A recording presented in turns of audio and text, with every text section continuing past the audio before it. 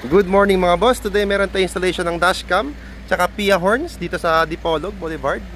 So dito yung nakabit sa Mitsubishi Montero GLS 2025 top of the line model. So top of the line dashcam din. Tapos yung PIA horn, sobrang lakas niyan. Boss, pa-horn pala boss, pa-horn. So yung dashcam mga bossing, front and rear na siya. 4K yung display. So test mo natin yung horn. Sobrang lakas mga boss kasi yung stock horn na to medyo mahina. So ngayon mga bossing, check natin yung dashcam. Pasok tayo sa loob. So ganito siya mga boss. Pag tap nyo, ganyan siya. So ito yung front, tapos ito yung back. Tapos meron din siyang dual mode. So let's say mga bossing, nag-reverse kayo. Reverse natin, automatic siya mga boss. Yan, kitang-kita nyo lahat mga boss. As you can see, sobrang wide nung sakop niya. Compare niya po dito sa stock na 360 ni bossing. So very helpful kapag nagre-reverse po kayo.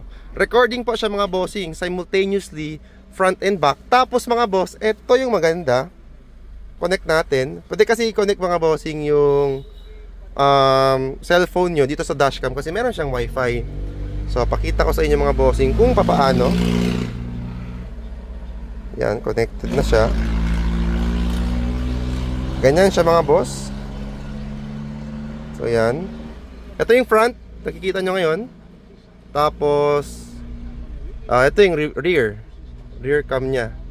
Ganyan. O diba mga boss, very helpful. Nakalagay dyan, please operate on the app. Tapos mga bossing, pwede po kayo kumuha ng mga files dito. Kasi andito na rin yan yung mga files yan na na-record. Andyan na po lahat yan. Kitang-kita nyo po lahat. Yan mga boss. For example, ito. Andyan na yun mga boss. Pwede nyo i-download para hindi nyo nakunin yung files through SD card dito. So, ang dami niyang features mga boss. Tapos, yan. Ito yung rear. Naririnig ko sarili ko. So, yung mga boss, for more info, do visit our shop sa Pagadian City. We also do caravan mga bossing, home service dito sometimes. So, dito kami ngayon mga bossing again sa Boulevard ng Dipolog City. So, yun lang mga bossing. Peace!